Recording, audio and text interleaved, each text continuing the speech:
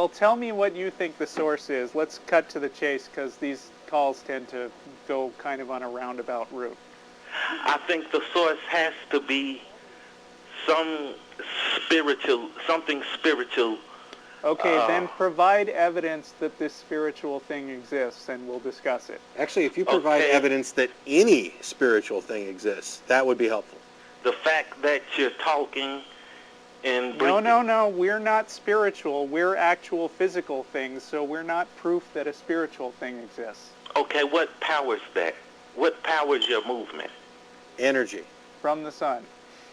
Okay, when the sun goes down and the moon comes up. No, you see, things would store not exist. Am I right? Your body stores heat. You have chemicals. You have a hydrochemical. You have storage of energy within your body due to liquids and chemicals and etc. You're not making any sense with the sun goes down, we should all be dead. Okay, but he just said that we're powered by the sun. That's a source of energy for the planet Earth. Okay, right, but and that's the energy gets stored up in a way. Like, do you have any things that use rechargeable batteries?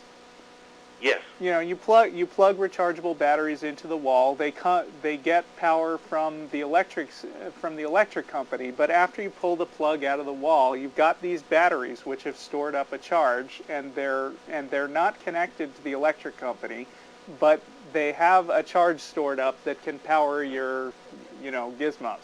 Which all comes from the natural lightning that comes from.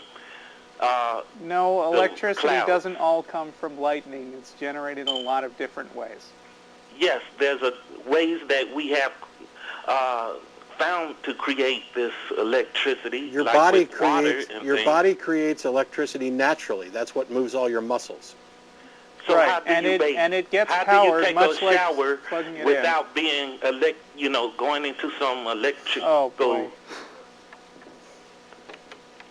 How can you take a shower? How can you take a shower without getting electrocuted?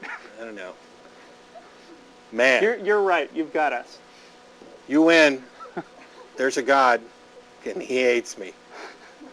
Now, seriously, I don't mean to belittle the caller at all, but if you're fundamentally lacking in scientific knowledge and how things work, go read.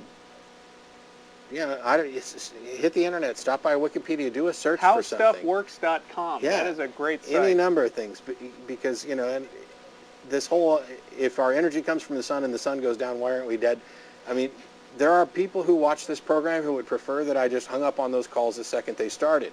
We get emails about it all I the don't time. like to do that because I'd like to actually have a conversation and perhaps help and educate some people. But if you're lacking in some fundamentals, take a few minutes, grab a book, grab a Christian book. There's Christian books that explain that stuff. Go to what's that? CARM.org, CARM.org. It's a Christian apologetics resource ministry, and they actually have a list there of arguments you should and shouldn't make for the existence of God.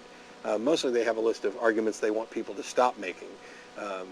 Don't be talking about moon dust anymore, because that's been disproven. In this case, I think, how can you take a shower without being electrocuted?